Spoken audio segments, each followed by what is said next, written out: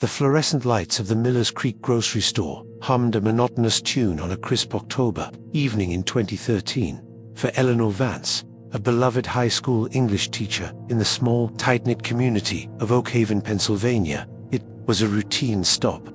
A carton of milk, some bread, and a bag of apples for the pies she planned to bake with her daughter, Lily, that weekend. The last grainy security footage captured her smiling, pushing a cart down aisle 5, her auburn hair tied back in a simple, elegant knot. It was a picture of serene domesticity, a snapshot of a life about to be violently torn from its frame. Her husband, Mark, reported her missing when she failed to return home by 8 p.m. at first. It was a flicker of annoyance, a thought that she might have run into a friend or a former student, losing track of time as she often did, her conversations always filled with genuine interest and warmth. But as the minutes bled into an hour, and then 2, a cold dread began to seep into the cozy warmth of their suburban home. The half-finished crossword puzzle lay on the coffee table, a testament to an evening abruptly paused, a life interrupted mid-thought. The initial search was frantic and confused. Mark's frantic calls to her cell phone went straight to voicemail, each unanswered ring amplifying the growing panic. He drove to the grocery store, his heart pounding against his ribs like a trapped bird. He found her car, a sensible blue sedan, parked neatly between the white lines of the sprawling lot. Inside, her phone lay on the passenger seat, a silent, mocking testament to her presence just hours before. The apples she had bought were in a bag on the back seat, their crisp, sweet scent a cruel reminder of the simple, happy plans that now felt like a distant dream. The Oak Haven Police Department, more accustomed to dealing with minor disputes and the occasional teenage mischief, was thrust into a full-blown mystery. Detective Frank Miller, a man whose face was a roadmap of long hours and too much coffee, took the lead. He walked through the grocery store late that night, the aisles now eerily silent. He saw her shopping cart, abandoned near the checkout, containing the milk and bread but not the apples. It was as if she had simply evaporated into thin air, leaving behind a chilling tableau of an ordinary life cut short. Lily, only 10 years old at the time, was asleep when the nightmare began. She awoke the next morning to a house filled with the hushed, somber tones of police officers and the palpable grief of her father. Her mother's absence was a gaping hole in the fabric of their home, a silence that was louder than any sound. The smell of coffee and her mother's favorite lavender perfume was gone, replaced by the sterile, unfamiliar scent of fear and uncertainty. She clutched the worn copy of To Kill a Mockingbird her mother had been reading to her, the pages a fragile link to a world that had made sense just yesterday. The community of Oak Haven was shaken to its core. Eleanor Vance was not just a teacher, she was a mentor, a friend, a second mother to many of her students. Flyers with her smiling face were plastered on every lamppost, in every shop window, her kind eyes staring out at the town that was desperately searching for her. The vibrant colors of autumn, the reds and golds of the changing leaves, seemed to mock the gray cloud of despair that had settled over the once peaceful town. That as days turned into weeks, hope began to curdle into a grim, unspoken acceptance. The initial flurry of activity slowed to a painstaking, methodical investigation that yielded no answers. The police interviewed hundreds of people, friends, colleagues, students, and even distant acquaintances. They chased down every lead, no matter how flimsy, but each one led to a dead end. Eleanor Vance had vanished without a trace, leaving behind a loving family and a community haunted by the question, how could someone so loved simply disappear? The abandoned shopping cart in the grocery store became a symbol of the case. A journey started but never finished. The milk soured, the bread grew stale, but the mystery of her disappearance only deepened with time. The fluorescent hum of the grocery store lights became a haunting soundtrack to a story without an ending, a constant reminder of the empty aisle. In the heart of Oak Haven for Detective Miller, the case became a personal obsession. He would often revisit the file late at night, the glow of his desk lamp illuminating Eleanor's face. He memorized the details of her life, the names of her students, the titles of her favorite books.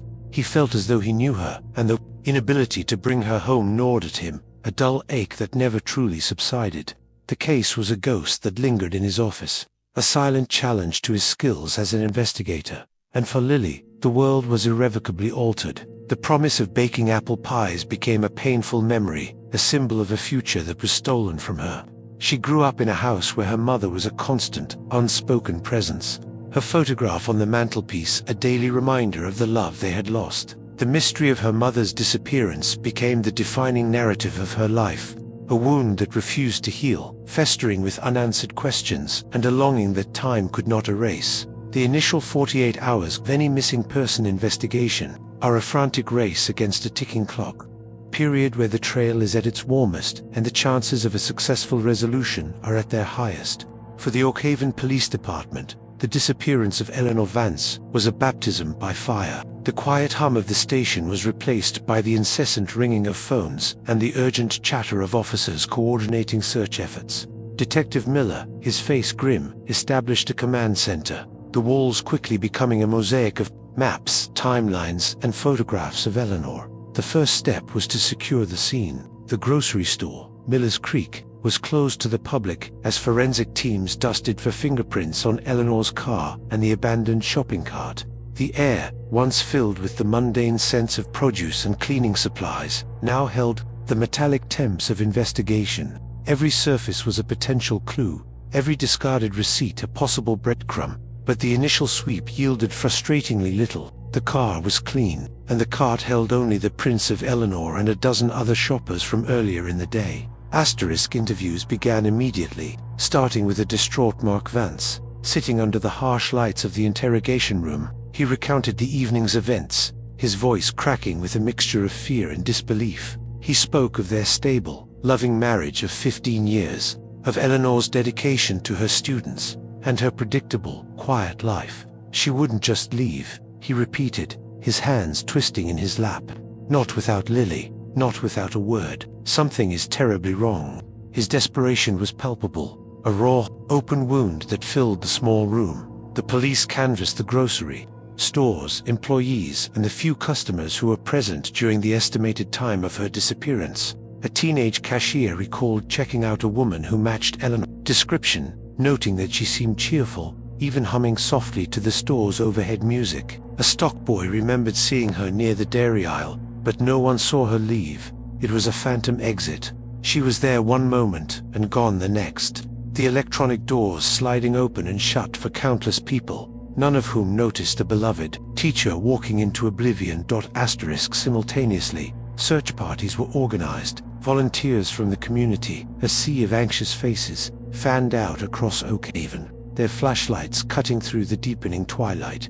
They combed through the dense woods that bordered the town, their calls of Eleanor echoing through the trees, only to be answered by the rustling of leaves and the chirping of crickets. The sense of community was strong, a small beacon of light in the encroaching darkness, but their efforts were met with a frustrating, impenetrable silence. Detective Miller's team began to build a timeline of Eleanor's last known day. She had taught her morning classes at Oakhaven High, attended a department meeting in the afternoon, and left the school around 4 p.m. Her colleagues described her as being in good spirits, excited about the upcoming weekend. There was no hint of distress, no sign of a troubled mind. The picture that emerged was of a woman content with her life, a life that gave no indication of a desire to flee. As the first night bled into the second day, the media began to descend on Oakhaven. News vans with their towering satellite antennas lined the streets, and reporters with microphones and notepads vied for a soundbite from the grieving family or the tight-lipped detective. The local story quickly became a regional headline,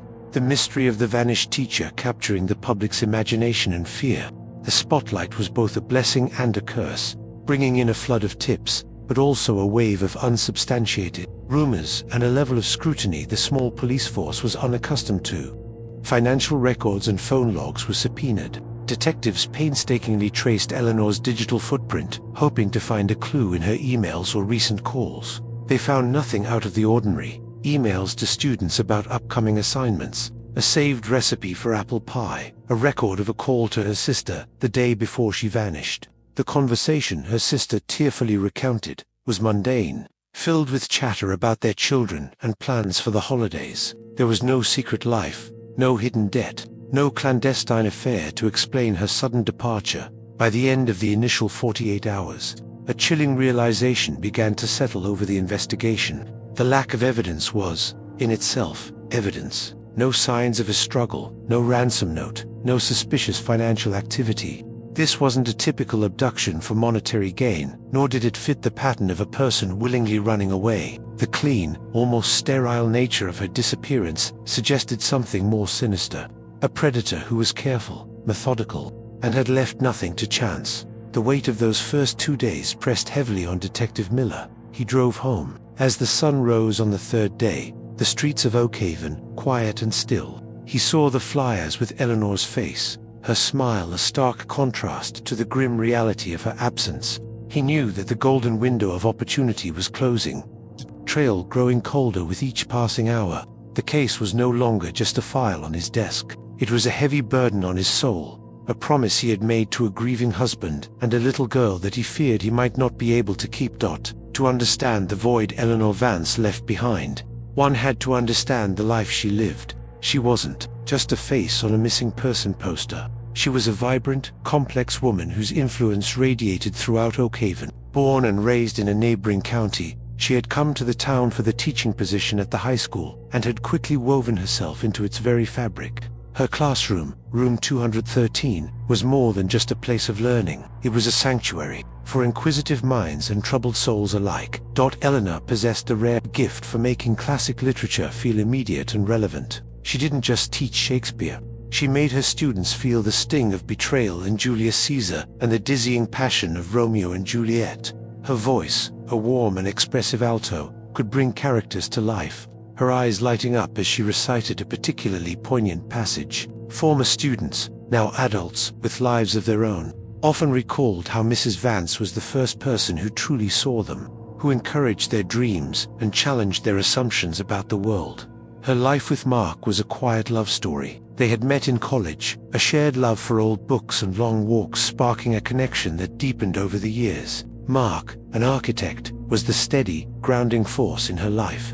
His calm demeanor, a perfect counterbalance to her more effusive personality. Their home was filled with books, the scent of baking, and the easy laughter of two people who were not just spouses, but best friends. Their evenings were often spent in comfortable silence, reading side by side, a testament to a bond that needed no words. But the center of her universe was Lily. Eleanor embraced motherhood with the same passion and dedication she brought to her teaching. She filled their home with art, music, and stories, believing that a child's imagination was a garden to be nurtured.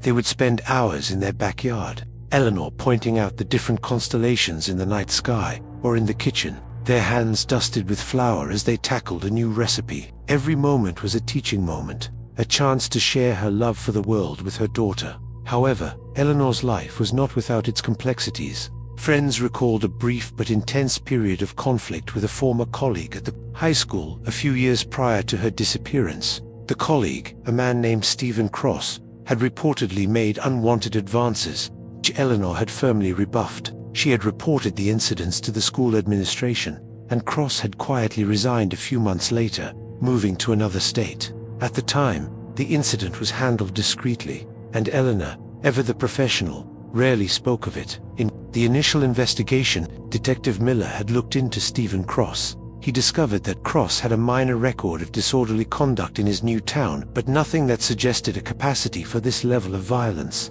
He was interviewed by police in his home state and provided a verifiable alibi for the night of Eleanor's disappearance. With no evidence to link him to the case, Cross was dismissed as a person of interest, a loose thread that seemed to lead nowhere. Beyond her professional life, Eleanor was a dedicated community volunteer.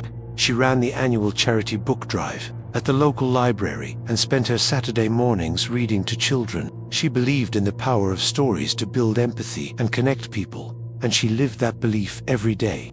Her absence was felt not just by her family, but by the entire community she had so tirelessly served. The library felt quieter, book drive less vibrant. Without her infectious enthusiasm, there were also the smaller, more intimate details that made her real. The way she would tuck a stray strand of hair behind her ear when she was deep in thought, her slight obsession with collecting unique teacups, the way she would always leave a small, encouraging note in Lily's lunchbox. These were the memories that haunted Mark and Lily the most, the small, everyday moments that they had taken for granted and now desperately longed for as the years passed. The photograph of Eleanor on the mantelpiece began to feel less like a person and more like a memorial. The vibrant woman in the picture was frozen in time, forever smiling, while the world outside the frame moved on.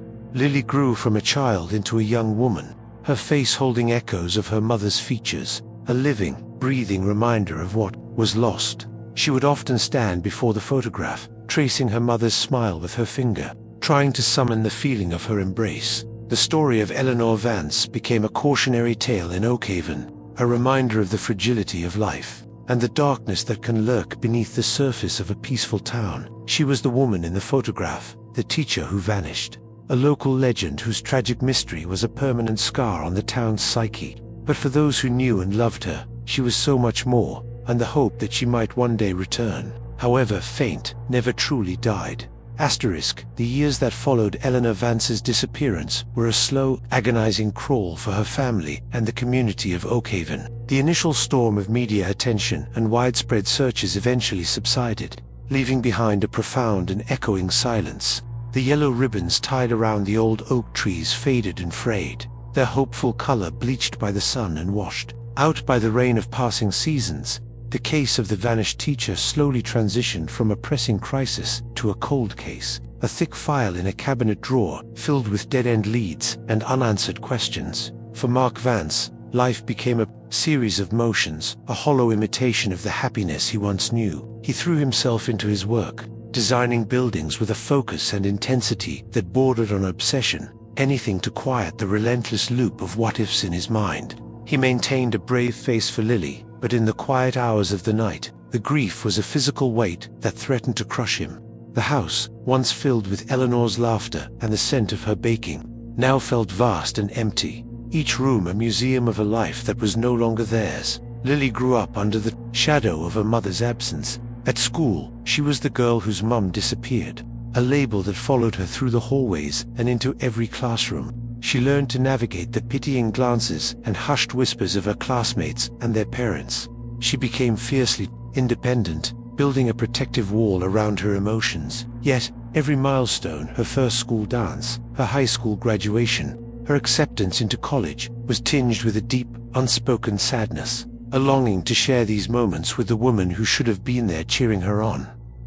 Detective Frank Miller officially retired 5 years after Eleanor vanished, but the case never truly left him. It was the one that got away, the ghost that haunted his quiet retirement. He kept a copy of the case file at home, occasionally spreading the contents across his dining room table, searching for a missed detail, a connection he hadn't seen before. He'd drive by the Millers Creek grocery store, the scene of the crime, the fluorescent lights of the parking lot illuminating the place where a life had irrevocably changed. The failure to find answers felt like a personal failing, a debt he owed to the Vance family that he could never repay. The Oakhaven Police Department, with its limited resources, had to prioritize new, more urgent cases. The Vance file was passed down to a new generation of detectives who would periodically review it, but without new evidence, there was little they could do. The story of Eleanor Vance became a piece of local law, a tragic mystery that parents would tell their children. As a cautionary tale about talking to strangers, the fear that had once gripped the town faded into a dull, persistent ache of memory. The passage of time brought a strange and painful dual reality. For the world, Eleanor was gone, presumed dead by many, but for Mark and Lily, she existed in a state of suspended animation. Without a body, without answers, there could be no funeral, no true sense of closure. They were trapped in a limbo of grief, unable to fully mourn and unable to truly move on. Every holiday, every birthday, was a fresh reminder of the empty chair at the table. Friends and neighbors did their best to offer support, but their lives continued. Children grew up, families moved away, and new people came to Oakhaven, people who had never known Eleanor Vance, who only knew the story. The collective memory of the town began to fade, the sharp edges of the tragedy softened by the relentless march of time. The sense of urgency that had once galvanized the community was replaced by a quiet resignation. Mark eventually sold the family home. The memories were too painful to present in every room. He and Lily moved to a smaller house on the other side of town, an attempt to build a new life on the foundations of their shared loss. They packed away Eleanor's belongings, each item a fresh stab of pain, her favorite books, her collection of teacups, the half-finished scarf on her knitting needles. It was a heartbreaking archaeology of a life interrupted. Despite the silence from the investigation, Lily never stopped searching for answers. As a teenager, she learned how to navigate online forums and cold case websites, posting her mother's story, hoping to connect with someone, anyone, who might have a piece of the puzzle. She became an amateur detective in her own right, her grief fueling a relentless determination. It was her way of keeping her mother's memory alive, a promise to the 10-year-old girl who had woken up to a nightmare, that she would never give up hope. 12 years is a long time. It's long enough for a child to become an adult, for a town to change, for a case to be buried under the weight of 1,000 others. The silence was deafening, a constant, oppressive presence. It seemed as though the earth had swallowed Eleanor Vance whole, leaving behind nothing but a photograph and a lingering question. But deep beneath the surface of a forgotten field, in the cold, dark water of an old farm well, a secret was waiting, its silence about to be broken. The summer of 2025 was unusually dry in the rolling hills of rural Pennsylvania. Fields that were typically lush and green had turned a dusty brown, and the creeks had dwindled to mere trickles. It was this drought that led an elderly farmer named George Henderson to a decision he had been putting off for years. An old, forgotten well on the far edge of his property, long since replaced by modern plumbing, had run dry. Fearing one of his cattle might stumble into the deep stone-lined shaft, he decided it was finally time to have it properly sealed. George, the man whose hands were as tough and weathered as the land he worked, hired a local contractor to handle the job. On a sweltering Tuesday in June, 2 young men arrived with a small excavator and a truckload of gravel. Their task was simple: clear out any debris that had accumulated at the bottom of the well over the decades, and then fill it in. They expected to find little more than mud, rocks, and the occasional rusted bucket. The well was about 30 feet deep, its stone walls slick with a damp, earthy-smelling moss. One of the workers, a young man named Ben, was lowered down in a safety harness with a powerful flashlight. The air grew cooler and smelled of damp earth and decay as he descended. He reached the bottom, his boots sinking into a thick layer of sludge. He began scooping the debris into a large bucket to be hauled up, the work tedious and messy in the confined space. After about an hour of work, his shovel hit something solid, something that wasn't a rock. It made a dull, heavy thud. Curious, Ben scraped away the thick muck. His flashlight beam caught a dark, misshapen object, half buried in the silt. He worked it free, his gloved hands feeling the strange texture of the material. It was heavy, weighted down by years of water and mud. He loaded it into the bucket and gave the signal to be hauled up. When the bucket reached the surface, George and the other worker appeared inside. At first, they couldn't make out what it was. It looked like a large, dark clump of hardened earth. But as George poked at it with a stick, a piece of the caked-on mud fell away, revealing a small, tarnished, metal clasp. It was a purse, a woman's handbag, its leather swollen and discolored, but its shape still unmistakably intact.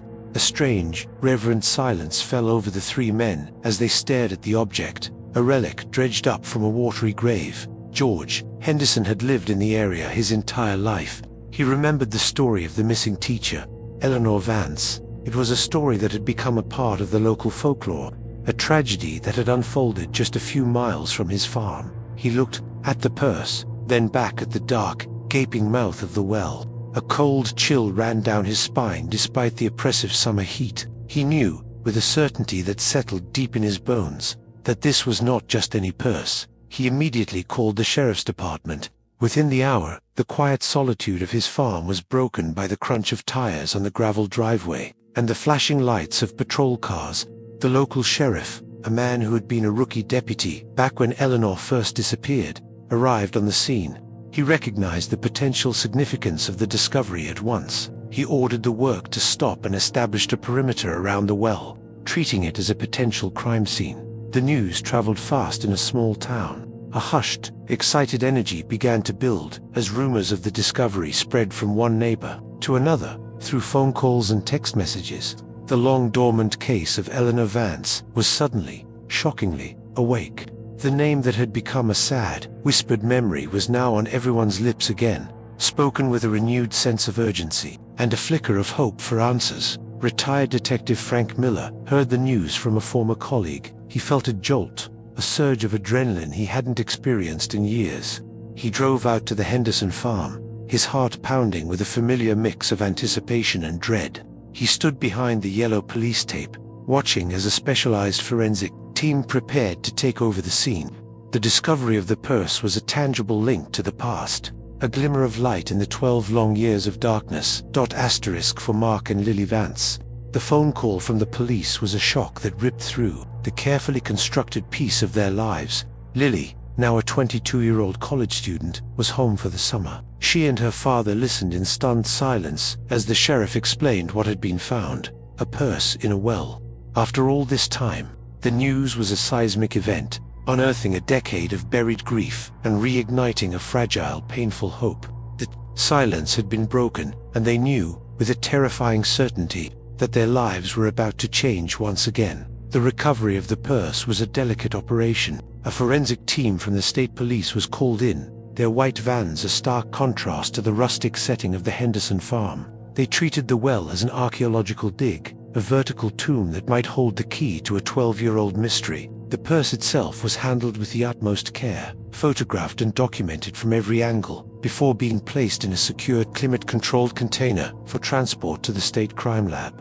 It was a ghost from 2013, waterlogged and heavy. With the secrets it had kept at the lab, the process of examining the purse began. The leather, after more than a decade submerged in the dark, still water, was in surprisingly stable condition, though it was grotesquely swollen, hardened, and stained a deep, mottled black. The metal clasp was corroded, and a faint, musty odor of decay and damp earth clung to it. Each step of the examination was slow and methodical, a painstaking effort to preserve any potential evidence that might have miraculously survived the long years of immersion. Asterisk. The first moment of truth came when a technician carefully pried open the tarnished clasp. The inside of the purse was a slurry of mud and decomposed organic material. It seemed, at first glance, that anything of value would have long since disintegrated. The team began the painstaking process of sifting through the sludge, using fine tools and gentle streams of water to separate the contents from the years of accumulated silt. It was a process that required immense patience, a search for a needle in a muddy haystack. Slowly, heartbreakingly, the artifacts of Eleanor Vance's last day on Earth began to emerge. A set of car keys, the Toyota logo still faintly visible beneath the corrosion. A handful of coins, their dates obscured by a dark patina. A lipstick tube, its metallic case pitted but intact. Each item was a small, tangible piece of her, a ghost of her former life. The lab technicians, hardened professionals accustomed to the grim realities of their work, found themselves moved by the intimacy of the objects. The most significant find within the main compartment was Eleanor's wallet. Like the purse, the leather was warped and stiff, but it had protected its contents to a degree. Inside, tucked into the plastic sleeves, were her driver's license, the photograph of a smiling, vibrant woman, a stark contrast to the grim proceedings. There were also several credit cards in a small, folded piece of paper. The paper was almost completely degraded, but under specialized lighting, a few words were faintly legible. Stephen, 555. It was a name and a partial phone number. Name Stephen immediately sent a jolt through the renewed investigation. The detectives pulled the old case file, the pages now yellowed with age. They found the notes on Stephen Cross, the former colleague who had been dismissed as a person of interest 12 years ago. The partial phone number found in the wallet did not match any of the numbers they had for him at the time. A new, urgent line of inquiry had just opened up, while the lab processed the evidence. Detective Miller, now acting as a consultant on the reopened case, met with Mark and Lily Vance. He brought with him photographs of the recovered purse. For Mark, the sight was a visceral blow, transporting him back to that terrible night. He identified it immediately, his voice thick with emotion. "It's hers," he whispered, tracing the shape of the purse on the glossy photo paper. "She bought it at that little boutique downtown. She loved that purse." For Lily, the reaction was different. She had only vague, childish memories of the purse itself. But seeing it, knowing it had been found, was a confirmation of a reality she had lived with for over half her life. It made it all real in a way it hadn't been before. Is there anything else?" she asked, her voice steady but her eyes betraying a deep well of pain. Miller hesitated, then told them about the contents, including the note with the name Stephen Dot. The mention of the name hung in the air. Mark's face hardened. He remembered Eleanor's distress over the situation with Stephen Cross, a chapter they had both been glad to put behind them. "We told the police about him back then," Mark said, a new edge of anger in his voice. "They said he had an alibi. They dismissed it." Miller could only nod, the weight of the original investigation's potential shortcomings settling heavily upon him. The discovery of the purse had done more than just unearth a piece of evidence. It had unearthed a maelstrom of old emotions, grief, anger, and a fragile, terrifying hope all swirled together. The purse was no longer just an object. It was a testament to a life, a symbol of a crime, and now, potential roadmap to the truth. The ghost in the leather had been silent for 12 years, but it was finally beginning to speak. The final item recovered from the purse was small and easily overlooked. Tucked into a small zippered side pocket, preserved by the tight seal, was a single, tarnished silver earring, shaped like a tiny crescent moon. Lily gasped when she saw the photograph of it. "She always wore those," she said, tears welling. In her eyes, she told me they were her lucky earrings. She had to. The fact that only one was in the purse was a small, chilling detail, another piece of the puzzle that hinted at a violent, desperate struggle. The partial phone number and the name Stephen scrawled on the waterlogged paper became the fulcrum upon which the entire renewed investigation now balanced. It was a fragile lead, an echo from 12 years prior, but it was more than the Oakhaven Police Department had had in over a decade. The new lead detective, a sharp and tech-savvy woman named Maria Chavez, immediately tasked her team with unraveling the significance of this single, precious clue.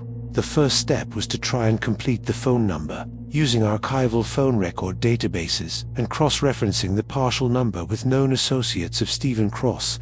The team worked tirelessly. The process was a digital archaeology, digging through layers of old data.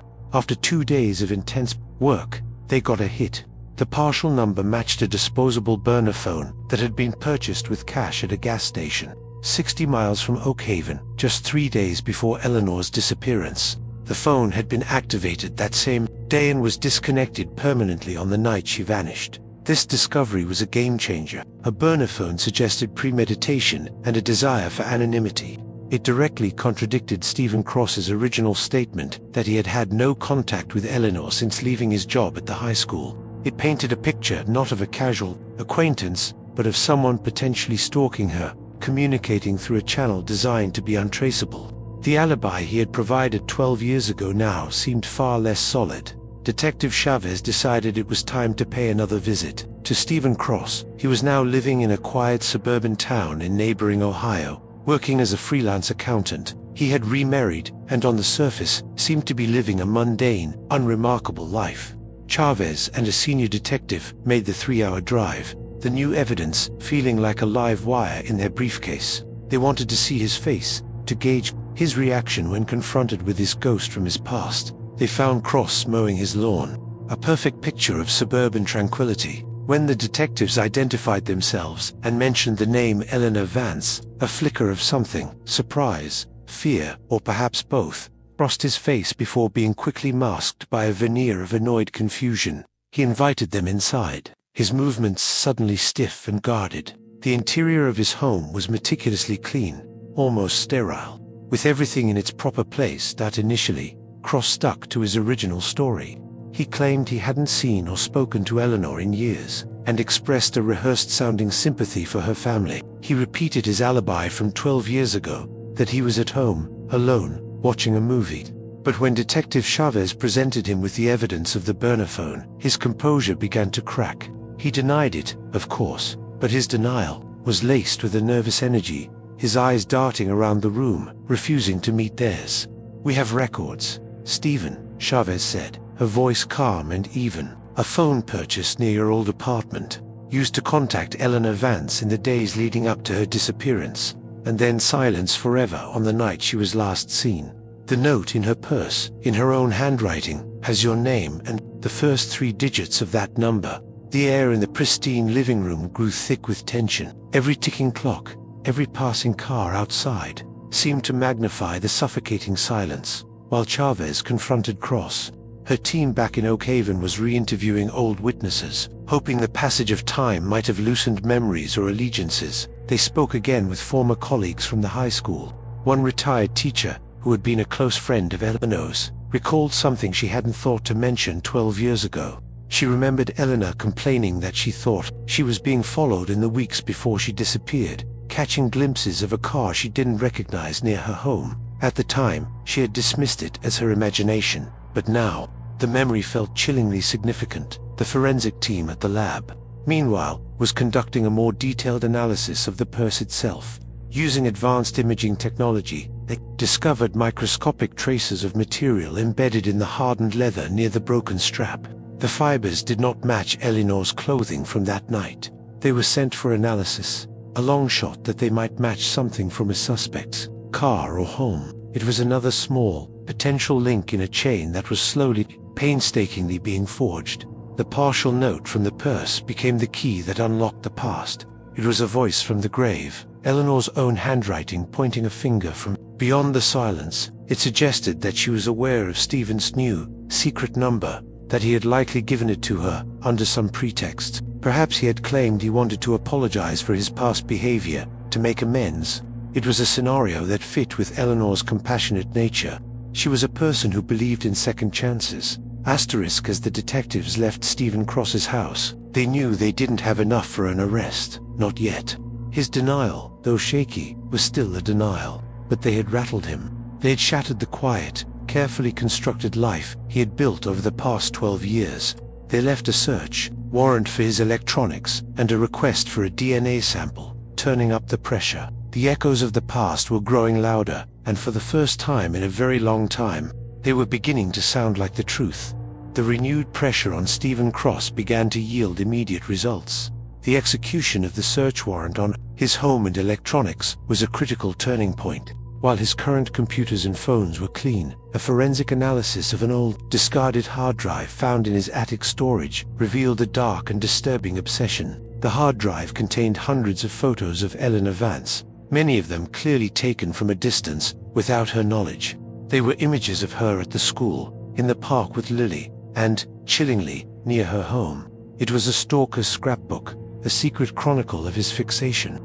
Among the digital files were drafts of unsent letters to Eleanor, filled with a mixture of adoration and bitter resentment. He wrote of feeling wronged by her rejection and the loss of his job, yet also of a twisted form of love, a belief that they were meant to be together. The discovery of this hidden archive painted a clear picture of a man whose obsession had not faded with his resignation from the school, but had instead festered and grown in the shadows. His carefully maintained facade of a normal, well-adjusted man was beginning to crumble. Simultaneously, the fiber analysis from the purse came back with a startling match. The microscopic fibers were from the trunk lining of a very specific model of a mid-2000s Ford sedan, a car that was consistent with the one Stephen Cross owned back in 2013. While not a definitive DNA match, it was another powerful piece of circumstantial evidence, a physical link between the purse and a space controlled by Cross. The purse, it seemed, had spent time in the trunk of his car before being discarded in the well. Detective Chavez brought Cross in for a second interview. This time, the tone was different. It wasn't a fact-finding mission. It was an interrogation. They laid out the new evidence on the table in front of him. Glossy prints of the surveillance, photos from his hard drive, the lab report on the fibers, the timeline of the burner phone. The weight of the evidence was immense, a physical manifestation of his secret life. Cross, who had arrived with a lawyer and an air of indignation, visibly shrank in his chair. "We know you stalked her, Stephen," Chavez began, her voice low and steady. "We know you followed her for weeks. You bought a burner phone to hide your tracks. You lured her out of that grocery store, didn't you? You promised her something, maybe an apology, a chance to talk things over. You knew she was a compassionate person, that she might give you that chance." Each sentence was a hammer blow, chipping away at his denials. His lawyer repeatedly advised him to remain silent, but the psychological pressure was immense. Cross's carefully constructed world was collapsing around him. The interrogation lasted for hours, with Chavez and her partner taking turns. alternating between expressions of empathy and direct accusations. They spoke of Eleanor's family, of Lily growing up without a mother, trying to find a crack in his emotional armor. He began to fidget, his breathing becoming shallow, the sweat beading on his forehead. The detectives also revisited Cross's alibi. His claim of being home alone watching a movie was impossible to disprove after 12 years, but they pressed him on the details. What movie? What channel? His answers were vague and inconsistent. The fabricated memories of a liar. They knew, and he knew they knew, that it was a fiction he had clung to for over a decade, a flimsy shield that was now full of holes. A break came from an unexpected source. The publicity surrounding the reopened case prompted a woman from Cross's past to come forward. She was an ex-girlfriend who had dated him briefly in the year after he left Oakhaven. She tearfully recounted to detectives that Cross had a volatile temper and a possessive nature. She said he would sometimes zone out and talk about a teacher who ruined his life, speaking of her with a chilling mixture of obsession and hatred. He had once, in a fit of rage, grabbed her and told her she didn't know what he was capable of. At the time, she was too frightened to go to the police, but now, her conscience would not let her remain silent. This new testimony provided a crucial insight into Cross's psychology. He wasn't just a quiet accountant. He was a man with a hidden capacity for rage and violence. It corroborated the narrative the evidence was building, that of a man who could not handle rejection, whose obsession had curdled into a deadly desire for control. The cracks in his facade were widening into chasms, revealing the monster that lurked beneath. Back in the interrogation room, Chavez made a final push. "We found the purse, Stephen. We know it was in your car. It's only a matter of time before we find her. Help us. Help her family. After 12 years of silence, tell us what you did. Tell us where she is." She slid a photograph of a smiling Eleanor across the table. Cross stared at the photo, his composure finally breaking. A single tear rolled down his cheek, a small, humanizing crack in a dam of deceit. The lawyer immediately called for a break, pulling his client out of the room, but the detectives knew they had him. The combination of digital forensics, physical evidence, and witness testimony had created an inescapable net. The years of silence, the carefully maintained lies, the facade of a normal life, it was all coming to an end. The man who had hidden his darkness for so long was finally being dragged into the light. The confession did not come in a sudden, dramatic outburst, but rather in a slow, agonizing trickle, like water seeping through a crack in a dam. After consulting with his lawyer for nearly an hour, a visibly broken Stephen Cross was led back into the interrogation room. His face was ashen, his shoulders slumped in defeat. The fight was gone, replaced by a hollow resignation. He agreed to talk, finally give voice to the secret he had carried for 12 long years. He began by describing the depth of his obsession. After being forced to resign, he couldn't let go of his grievance against Eleanor. He felt his life had been unjustly ruined, and his feelings of resentment became intertwined with a dangerous fantasy of winning her back, of making her see that she was wrong. He began following her, learning her routines, feeding his obsession with each clandestine photograph. The burner phone was his attempt to re-establish contact, to create a private world where only he and she existed. On that October evening, he told them he had followed her to the Millers Creek grocery store. He waited in the parking lot, his heart pounding. When she came out, pushing her cart, he approached her. He used the pretext of wanting to offer a sincere apology for his past behavior, to clear the air. He was calm, articulate, and preyed on the very quality he admired and resented in her, her compassion. True to her nature, Eleanor, though hesitant, agreed to a brief conversation. Not wanting to make a scene in the busy parking lot, he convinced her to step over to his car, away from the main entrance, under the guise of wanting privacy. It was there that his facade crumbled, when she politely but firmly stated that while she appreciated the apology, she had moved on and there was nothing more to discuss. His carefully controlled rage erupted. It was the final rejection, the one he could not accept. In a sudden, violent movement, he grabbed her and forced her into his car. The single crescent moon earring was torn from her earlobe in the struggle, falling unnoticed to the floor of his vehicle. The next part of his confession was halting, choked with a self-serving remorse that did little to mask the horror of his actions. He drove away from the grocery store, heading out of town towards the winding country roads. Eleanor, he claimed, fought back, and in the ensuing struggle, he he struck her. He wouldn't, or couldn't, provide a clear account of the moments that followed. His narrative dissolving into a muddle of it was an accident, and I panicked. He said that, in his rage, he had lost control, and by the time he came to his senses, Eleanor was no longer breathing. The panic that followed was real. He had a body in his car, and the knowledge that his life was truly over. He drove aimlessly, for what felt like hours, the terrible reality of what he had done sitting beside him in the passenger seat. He remembered passing the old Henderson farm, a place he knew from his youth. He remembered the old, abandoned well, a dark hole in the ground that promised to swallow his secret. In the dead of night, he committed his final, desperate act to cover his crime. He weighted her body down and lowered her into the cold, dark water of the well. Then, in a moment of cold calculation, he tossed her purse in after her. It was a foolish mistake, an oversight that would ultimately be his undoing, but in his panicked state, he simply wanted to erase every trace of her existence from his car and from the world. He then drove home, meticulously cleaning his car, and began the 12-year performance of living a normal life. Leading the detectives to the well was the final act of his confession. The same forensic team that had recovered the purse now faced the grim, heart-wrenching task of recovering Eleanor's remains. The process was slow and somber, a respectful and dignified operation under the harsh glare of portable floodlights. The weight of the water had kept it secret for 12 years, but now it was giving up its dead. The discovery brought a final, terrible certainty to the case. For Mark and Lily, the news of the confession and the recovery was the end of one kind of pain and the beginning of another. The torture of not knowing was over, but it was replaced by the stark, brutal reality of what had happened to Eleanor. The what-ifs were gone, replaced by the horrific details of her final moments. There was a profound, heartbreaking relief in knowing they could finally bring her home. But it was a relief wrapped in an unbearable layer of grief. The long silence was over, but the silence that remained in their hearts would last a lifetime.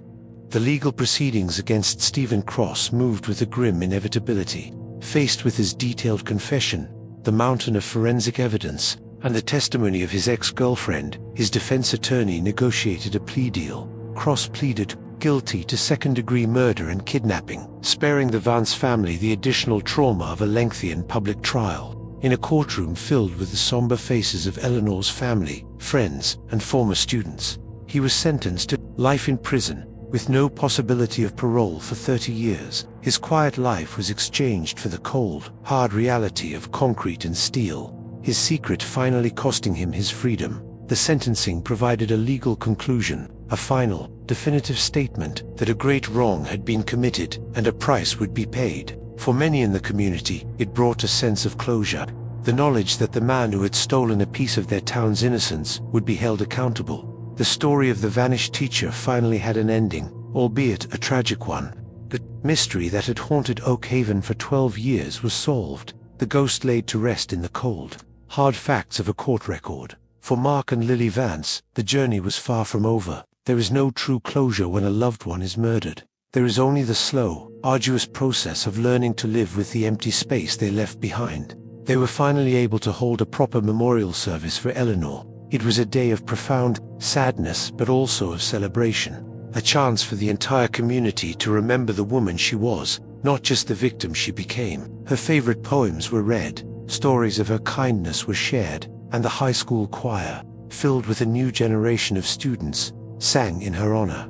The service was held in the Oak Haven Community Park, a place where Eleanor had spent many happy hours with Lily. The sun shone brightly, a stark contrast to the darkness of the past 12 years. Mark and Lily stood together, finding strength in their shared grief. They spoke not of the tragedy, but of the love, of the lessons Eleanor had taught them, of the light she had brought into their lives. It was a final act of defiance against the darkness that had taken her, a reclamation of her memory.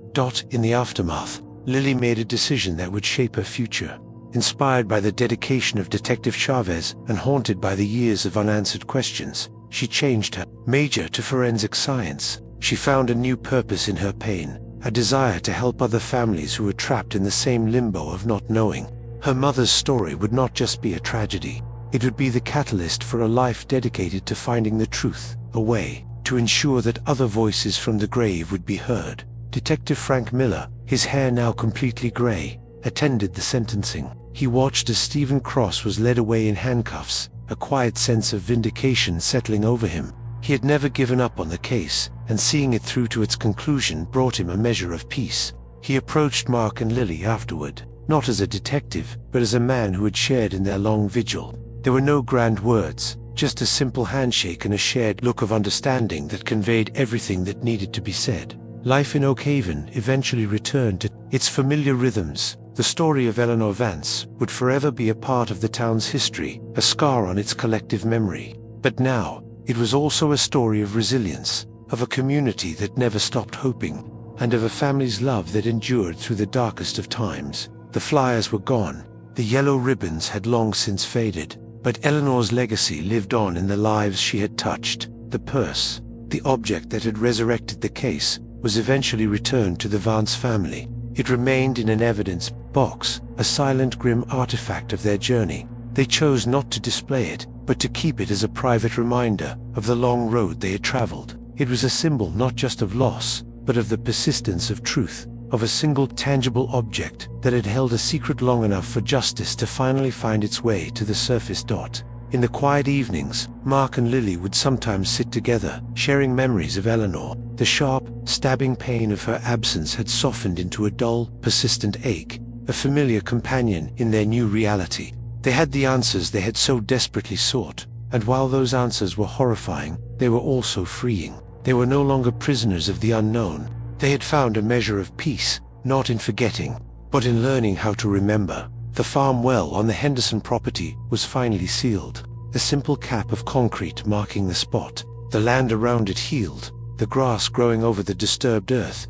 It became just another feature of the landscape, its dark history hidden from view. But for those who knew the story, it would forever be a place of somber significance, a reminder that the truth, no matter how deep it is buried, can one day find its way into the light.